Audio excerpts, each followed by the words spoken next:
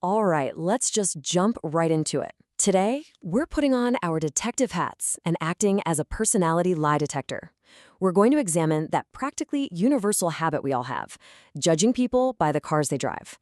Let's see if those snap judgments actually hold any water or if we're all just making things up. I mean, picture this. Have you ever been cut off in traffic by some flashy sports car and instantly thought to yourself, yup, typical? Or maybe you pull up next to a pristine, sensible sedan and just immediately assume the driver is, a practical, no-nonsense accountant. We all do it. But it begs the question, does your car actually define who you are?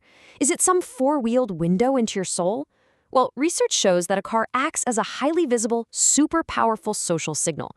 When you drive down the street, you are absolutely broadcasting a message. But as we'll see today, while a car is a fantastic social billboard, it might actually be a terrible personality lie detector. Okay, let's break down the basic formula of what a car actually means in our society today. Because let's be real, a vehicle is no longer just a way to get from point A to point B. It's basically a math equation. Function plus identity expression plus others' interpretation. Function is just the utility, right? The wheels, the engine, the whole shebang. Identity expression is the image you want to project to the world. But that third part, well, that's where it gets really messy. Others' interpretation. That is the highly subjective and, honestly, often biased way society reads that metal box you're driving around in. And honestly, the data absolutely backs this up. More than half of people, roughly 55%, and especially among younger demographics, actually believe that their vehicle is a direct reflection of their own identity. Just think about that for a second. If the majority of us actively believe we're out there buying our personalities straight off a dealership lot, well, it naturally breeds a culture of intense stereotyping. We expect the car to tell us a story about the driver, mainly because the driver bought the car to tell us a story. So this brings us to a really fascinating psychological concept known as brand personality. Basically, it's our tendency to attribute very human traits to massive corporate brands. We literally look at 2 tons of glass, steel, and plastic, and our brains just categorize it as sporty, or steady, or tech-savvy. And because we give these brands human characteristics, we consumers naturally gravitate toward the products that match the human image we want to project. It's wild. We are literally trying to buy a mechanical match for our ideal selves. All right, so let's see how this psychological matching game actually builds into the cultural stereotypes we see out on the road every single day. We've mapped out a quick catalog of common societal labels. Now, I want to be incredibly clear right up front. These are not absolute truths, not at all. But they are the widespread cultural associations that society collectively kind of just agrees upon. Let's break down a few of the most common categories you probably encounter on your daily commute. First up, we have the classic contrast between economy and luxury. With economy cars, like a Toyota or a Honda, the societal label is all about being pragmatic, rational, and frugal. The outside world views these drivers as valuing reliability over flashiness. They're seen as people who aren't trying to show off. They just want something steady. Now compare that to luxury brands like a Mercedes-Benz or a BMW. The cultural label immediately shifts, right? It becomes status-driven, quality-seeking, and success-oriented.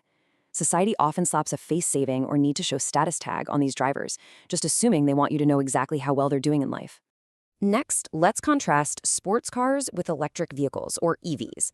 A sports car, say a Porsche, immediately triggers labels of being flashy, supremely confident, and speed-loving. The cultural assumption here is that this driver really wants to be the center of attention and probably has a super outgoing personality. But compare that to EVs, like a Tesla. The stereotype completely morphs into someone who is tech-forward, trend-following, and eco-conscious. Society often views these drivers as kind of the tech elite, right? People who desperately want to be seen as avant-garde and ahead of the curve. And rounding out our societal catalog, we've got SUVs and pickups. Now, psychological research actually points out some fascinating links here. The societal label suggests these drivers are seeking security, they desperately need physical space, and they probably love an outdoor lifestyle. But going a bit deeper than that, big vehicles are culturally associated with a driver's desire for control and even displaying dominance on the road. It's almost like the sheer massive size of the vehicle is interpreted as a kind of psychological armor. Okay, but here is where we really need to throw some cold water on all these myths. Because as experts note, and this is absolutely key, binding a car to personality is an oversimplification. Look, despite how fun it is to play amateur traffic psychologist, directly linking a specific car model to a human being's actual character is fundamentally flawed. I mean, we are jumping to massive, sweeping conclusions based on literally a single data point. So why do these stereotypes fail so miserably in the real world? Well, let's just look at the facts. That luxury car driver who just cut you off? Yeah, it might just be a company-issued fleet vehicle. Or that person in the 20-year-old battered economy car. They could actually be a secret millionaire practicing stealth wealth. The truth is, a lot of people are strictly shopping for the best price or the best fuel economy, and they literally couldn't care less about brand personality. Ultimately, if you put 100 owners of the exact same model in a room, you're going to find vast, irreconcilable differences in who they actually are. Which brings us to the core truth of this whole thing. We need to completely reframe how we view this.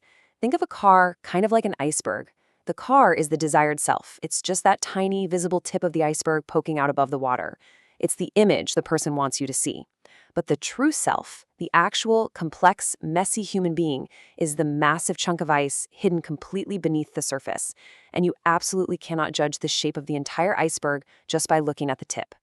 So, you might be wondering, if it doesn't show personality, what does a car actually reveal? Well, mostly 4 things. Number 1, economic capability, or at least partially. It shows what they can or are willing to finance. Number 2, aesthetic preferences. I mean, maybe they just really like the color blue and sharp angles, right? Number 3, current life stage. This is a huge one.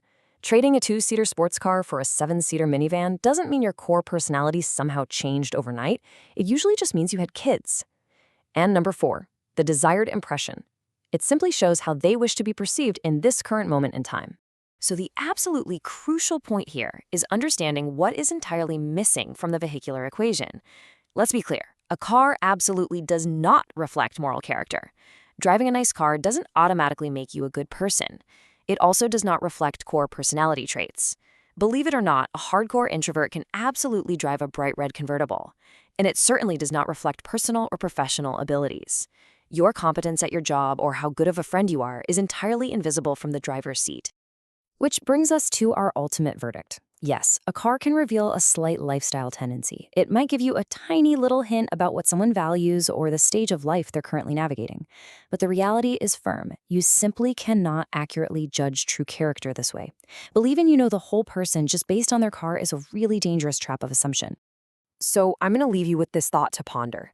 Next time a car passes you by on the highway and your brain immediately tries to put that driver into a neat little stereotypical box, just take a pause. Ask yourself, who is really behind the wheel? Remember that the metal box they're driving is literally just the tip of the iceberg, and the true human story inside is always deeper, more complex, and infinitely more fascinating than a piece of metal with a brand logo.